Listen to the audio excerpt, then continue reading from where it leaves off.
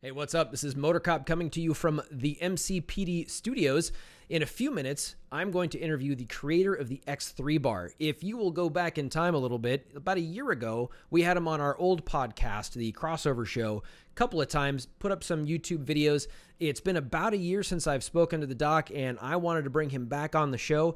I am rebooting my physical health this year. It's one of my big 2019 goals, and his creation, the X3 bar, is factoring into it heavily. I don't want to tease too much, but you're going to enjoy this interview right about over here. In a matter of minutes, the doc will be here answering questions that I have culled from Facebook and from followers of the YouTube channel over at the MotorCop Mindset.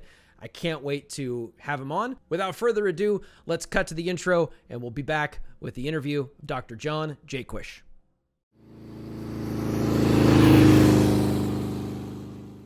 Dr. Jaquish, welcome back to the new improved MCPD studios. What do you think? Jason, thanks for having me. Not bad, right? Great. No, not bad at all. You know, yeah. we put a little time and effort into things. Yeah, you did. I like it. Everything's nice. I appreciate that. So we're going to talk today about a couple of things, but for those that have not met you before, you are the creator of what's called the X3 bar. Tell us real quick what in the hell the X3 bar is. So my background is bone density research. I was in the medical device industry for years. I invented a device that increases bone density.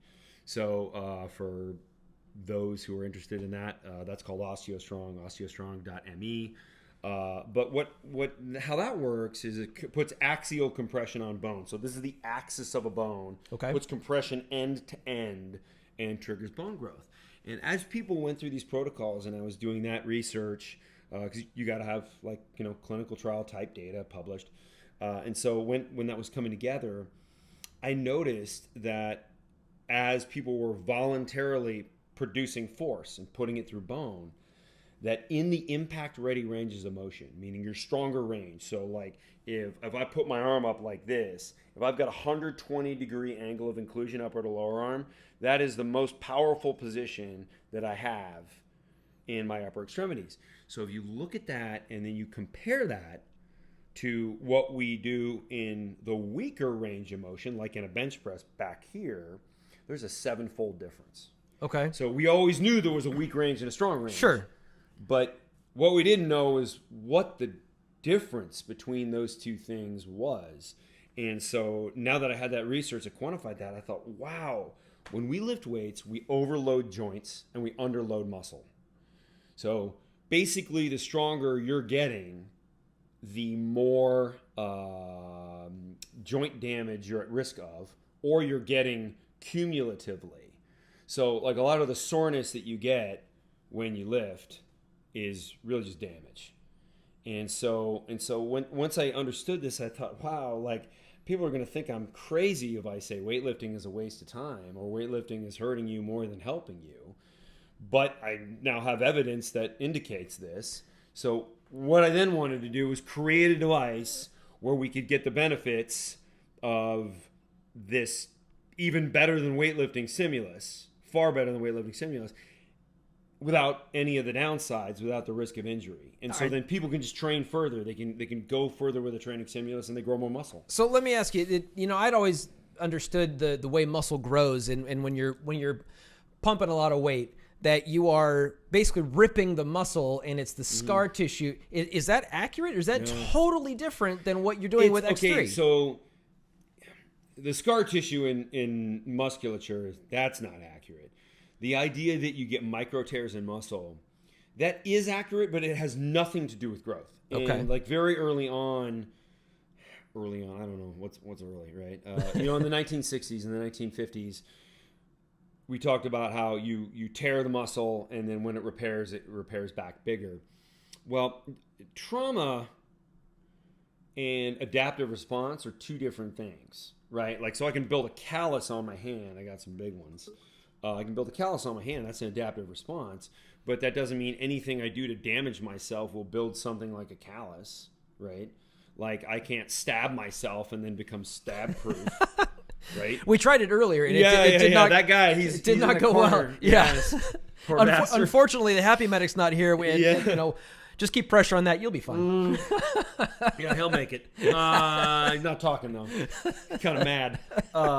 So ultimately, like trauma and adaptive response are just two different things.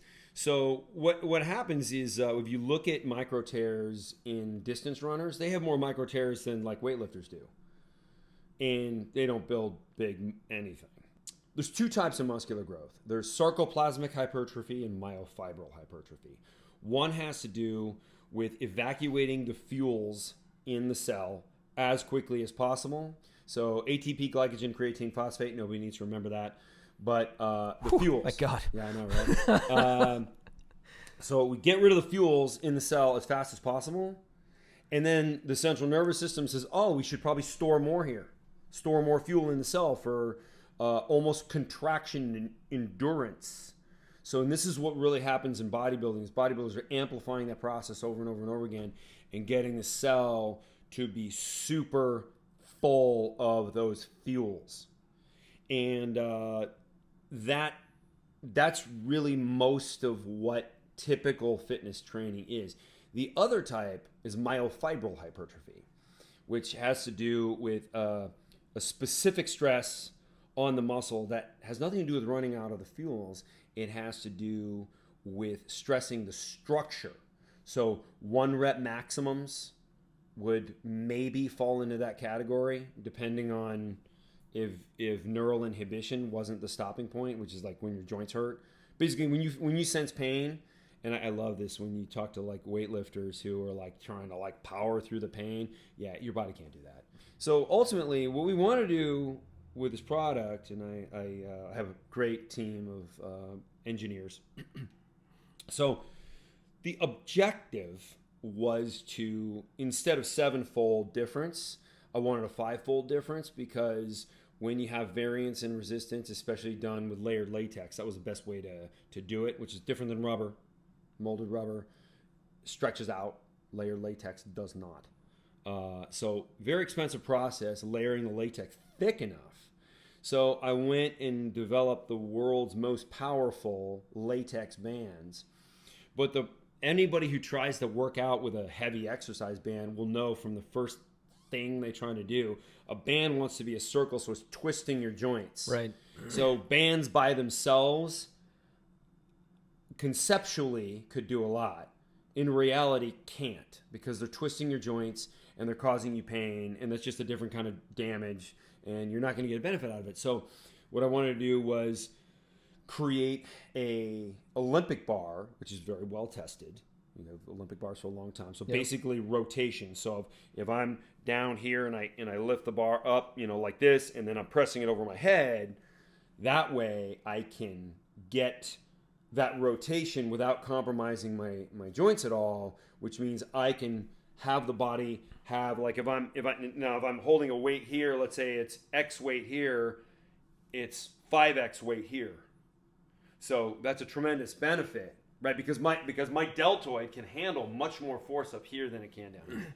So let me make it for the layman, right? So when you're working out with free weights, yeah, and you're down here, and it takes a lot of effort to get up, but the weight never changes. Right. It's a static weight. Great. And the that's difference, a great summary. It's like you want a greater amount of weight as you get into a more powerful position. That's going to exhaust the muscle to a much deeper level and trigger more growth. And it's also going to be very easy on the joints. Ultimately, you get 10 pounds of muscle and put it on like a regular person. Think of 10 pounds of steak sitting on a table. That's a lot. Yeah. It's a lot of weight. Sounds and really you good, put too. that on, yeah, I know, right? And you put that on somebody, and they're like a completely different person. And they didn't go through any joint damage. And they can continue to maintain that and grow even more without the risk of joint damage, without the same risk of joint damage if they did it with weights. So I did the 12-week program last year, and I will tell you that my biggest benefit from it was when the wife saw me get out of the shower, and she was like, damn, that's working for you. Yeah. You know, it's... when other people notice, that's the best thing. It really... It's one thing when really when you notice, you can sure. notice like little things. Yeah, but even some of the guys at work, they're like, man, you've been working out? I'm like, thank you very much. Yeah. You know, I really appreciate that. So I love the X3, and through family issues we've had, and I kind of fell away for a little while, and full disclosure, I know you're upset, but because this is the sick thing, is that you can make all of these gains. You still drink beer. I'm more upset about that. And well, you're a very nice man. That's never going to change. I know. But it's liquid bread. It is liquid bread. It is liquid bread. I rebooted as we're filming this 4 days ago. And I remember staring out the window in MCPD Studios and pushing it. And I felt that feeling of, man, it feels so good to get back into it. You know how long my workout took me? 10 minutes? 8 minutes. 8 minutes, yeah. 8 freaking minutes. And I started thinking to myself, what is wrong with me? You exhaust so quickly. It's insane. But I was so pissed off at myself because I wasted months. And I couldn't find 8 minutes in my day. Right. I wasn't being intentional. I'm back. I'm being intentional. Right. And I can't wait to get to the end of that 12 weeks. As much time flossing and brushing your teeth. You wouldn't skip doing that. No, not at all. Right. Not at all. So I'm at some other questions for you, but the first thing that pops in my mind is that 12-week program. And I know you came out with an advanced program. Mm-hmm. What is the difference between a beginner program and this advanced thing? Is it simply a longer hold? Is that the main difference? Yeah, it's some strategies to get an even deeper level of exhaustion. The problem with people knowing about the advanced program before they kind of graduate to it is everybody wants to just start with the advanced, right? Oh, God. I would not do that. I would absolutely not do that. Yeah, it's sort of like the day you get your driver's license, you're like, hey, let's see how fast I can do a quarter mile. The stupidity of a 16-year-old. There's law enforcement listening. Yeah, you guys are well aware of how dumb those guys are. Let me jump in. And guess what? MotorCop does not advise exceeding the speed limit. So, but if you think about like the poor judgment of that, like we're all continuously this dumb because I don't care who it is. A lot of guys will just be like, "Oh, I want to start with the most advanced stuff." Don't do that. Okay, so we'll skip the week one. It's not week. I'm telling you right now. It's week you feel on a calendar. It. Yeah. Not AK or EA. Got it. Right. Okay. Yeah. Start with week one, and then week one is really like it's going to treat you like you've never lifted a weight before, like you don't even know what that is. Right. And some of the females, like, they've never really lifted weights, and so they appreciate that. And like a lot of the guys will look at it and be like, "This is really beginner." You want to see some of that, and then maybe if it seems really basic, you can skip to like week 4, week 5.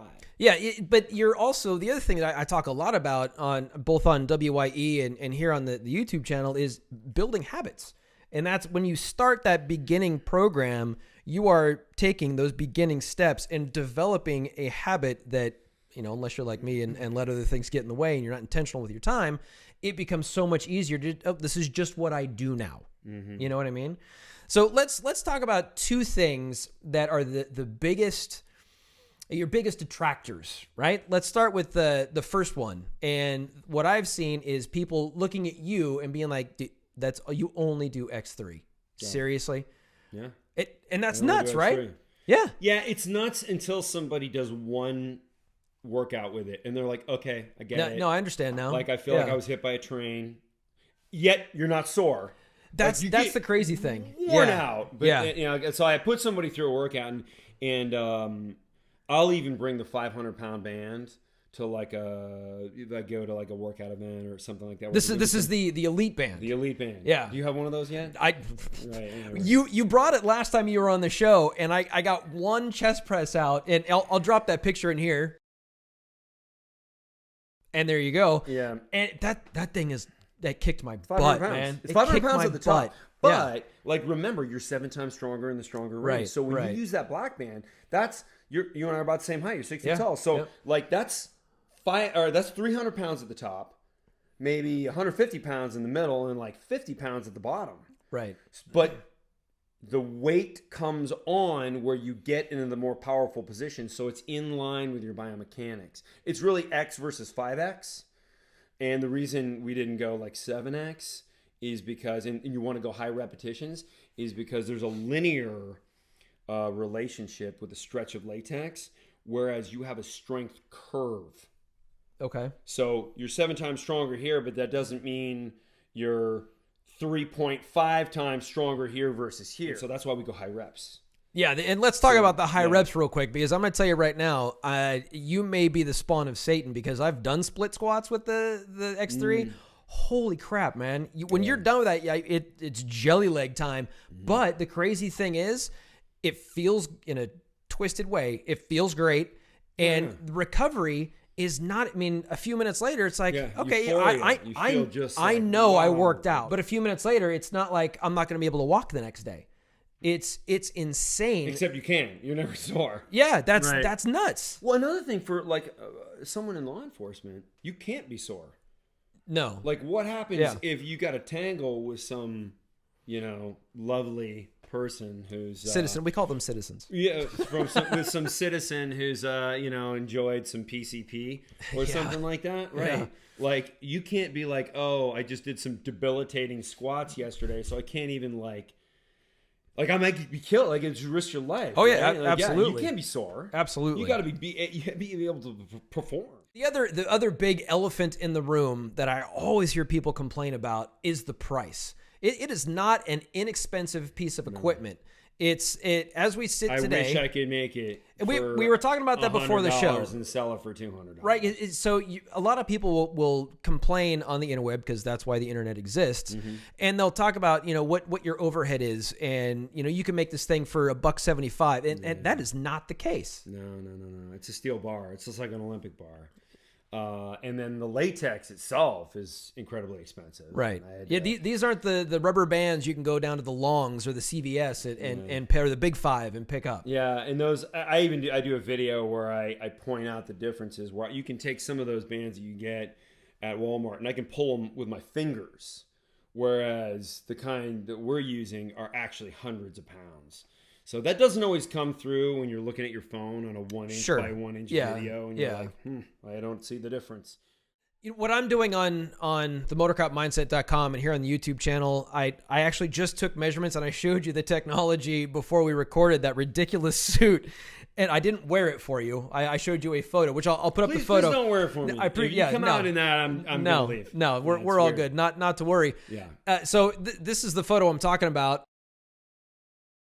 And then what it does is it reads your measurements. So my plan is actually I have a plan. I'm not going to tell you what my plan is. I'm curious what your kind of just telegraphed what your plan was. No.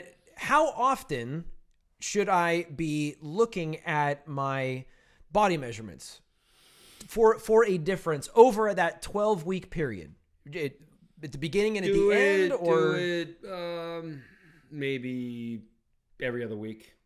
Okay, that's actually, I was thinking once a month, but if every other week is every other week. Okay, I do weigh myself and document it on a spreadsheet on a Monday. That's why I started the program every Monday at the same time to judge, where I'm going. Because if I'm doing it right, I should do it first thing in the morning on an empty stomach before you have had anything to drink. That's Yep. Yeah, because that right before I hop in the shower normalizes the right. You're not catching. You're not getting like a pump in your arms, and all of a sudden it looks like you just right. Had your arms increase. Like, you don't want to do that. I want to be as transparent as possible with this. Now, I'm not, I do enjoy the liquid bread. I'm not going, he's so disappointed. Vodka's good too. I enjoy. See, I like the. I'm more of a whiskey guy than I am a vodka guy. Okay, or bourbon. I'd rather do whiskey. All right. Well, you heard it here. I'm allowed to drink whiskey. Tell you what. Oh, we do a 5:00 here at MCPD. We have a 5:00 that we've actually got that from both my folks enjoy a 5:00. So yeah, there you go. Mine too. All right, so the price, $500, right? Yeah, it's more than that. It's $530. Oh, okay. It's gone up since I got it. Yeah. Well, I mean the product has been redesigned, and one of the things that I did in the beginning was I thought I'd be nice to everybody and rubber coat the steel bar, so it's easy to grab a hold of. People didn't like that. People actually saw it as cheap looking, and they'd have to actually grab it to realize, oh, it's a steel bar, covered in rubber, and so the newer version is just steel with knurling like an Olympic bar, and so I get way less complaints about the price. I will say the price complainers are the smarter. of the trolls that I have. How's that? Well, yeah, because no one complains about the price of something that they don't understand or want. Okay. Like, I'm just going to assume you don't wear a lot of high heels. Well, you did see the photo of my weird outfit. Yeah. So no, You don't wear I do not. I do not. So do you know what an average pair of high heels costs? If the Payless, I'm going to guess $50. You may be right. Or DSW. Right. I have no clue. Sure, right. So they only care about the price because they want it. Absolutely. Because that makes they read sense. the science and Right. they're like, oh, damn, this thing looks fantastic. But then they don't understand what it takes to actually build and market the thing, because that's a big cost too. Like all these advertising things, they buying advertising space on social media, that's expensive. It's not cheap. Not cheap. Not at all. And so the growth of the product has a lot to do with the availability, the resources, and so that's not margin. It comes to me. So ultimately, it's a very high quality, expensive product. It's not very expensive, like I said, $530, but It depends on your perspective. If you know? look at $530 and compare it to like any other like home gym type product, exactly. you can throw this thing in a bag. Yeah, and take it camping with you. I've done that. Here's that photo. You can take it with you. You can do it anywhere, Yep. outside, inside, in your garage, front lawn, in your backyard, playing. When your kids watch your kids playing in the lawn sprinkler or something Absolutely. like that, and Yep. you can do your workout. So it'll get you more results than any other home gym type product. You can take it anywhere you want. And it's far less expensive than any other home gym type product. I look Absolutely. at like a Bowflex, it's like $1,500. Yeah, and you're not taking that to Bora Bora with you. This you can. Right. It actually just takes up a room in your house, whereas this takes up a drawer in your house. One of the things that I when I think about price, CrossFit is this big mad thing these days, right? Yeah. The best of my knowledge, CrossFit for one person will cost you in the neighborhood of $150 to $200 a month. Yeah. A month, and and a workout is Right. an And hour and a half. And the risk versus reward. Holy smokes! Before we recorded, I did get a sneak peek, and we'll talk about it a little bit later. I did get a sneak peek of the new bar, and it's legit. It is Good. It's fantastic. So I'm very excited about that. Yeah, people like it. I have noticed that you've also come out with a vibration plate. Yes. So what is that all about? On movement preparation. And 87% of United States professional sports teams use vibration for movement preparation. So before they do a squat or before they take the field, they do a vibration session. It makes them slightly unstable. It makes stabilizers fire. More muscle is more ready to produce force. Okay, that makes sense. I get that. So from an activation of musculature standpoint, from an electronic myography, that's how they measure that. That's great. Now, electronic myography is often confused for how much growth you're triggering. Yeah, that's not true. But the more muscle you take to fatigue under certain circumstances, remember I was talking about myofibril versus sarcoplasmic, that does equal more growth if it's taken in a fatigue. So what the vibration product does allows you to do your X3 session with slight instability. So the plate's moving up and down, side to side. So this is something you stand on? You're the top of the X3 snaps right onto this. It's called the GH Accelerator, growth hormone accelerator. Okay.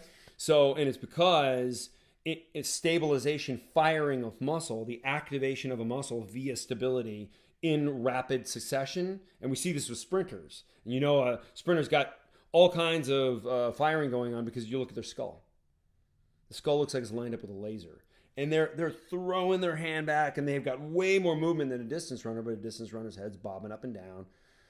Okay. Sprinter looks like their head's lined up with a laser.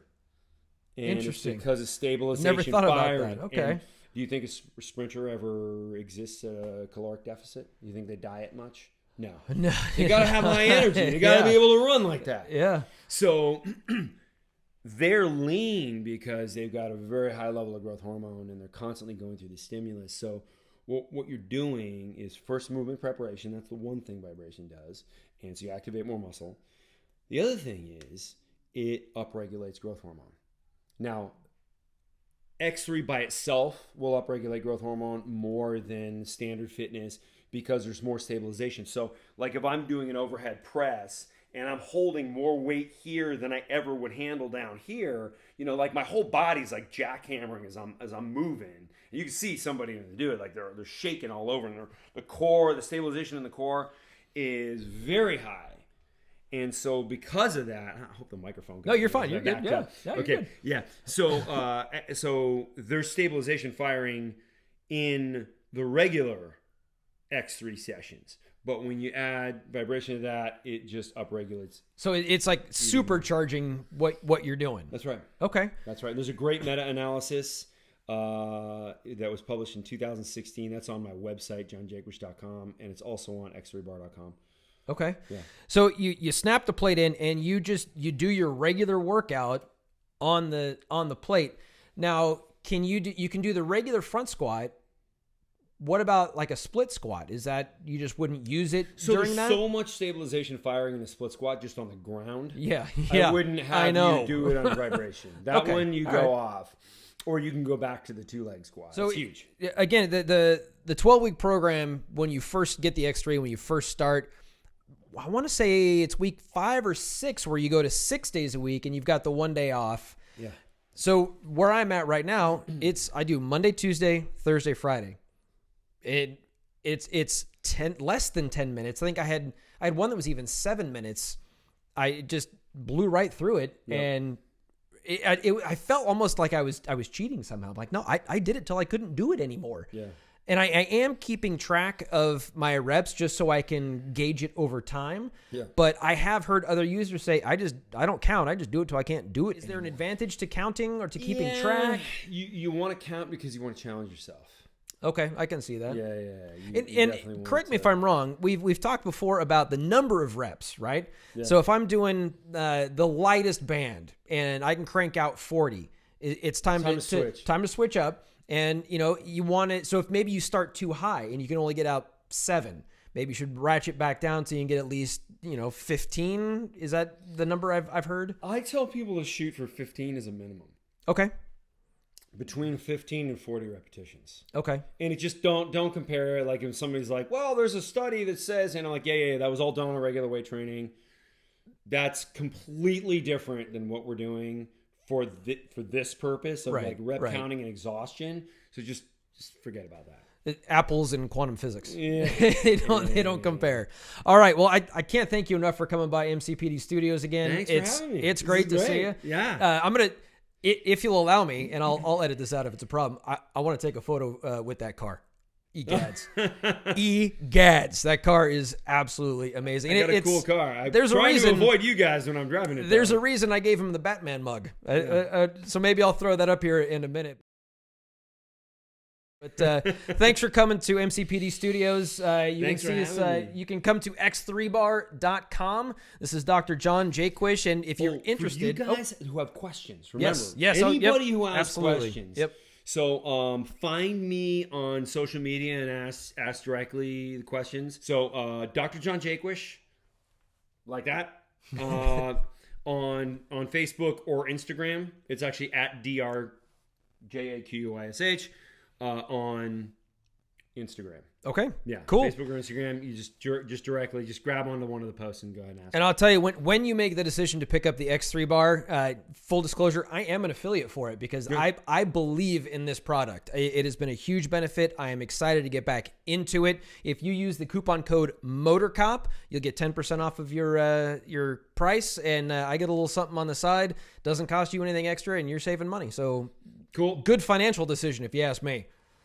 Doc, awesome. Thanks so much, man. Thanks for having me. Cheers. Awesome.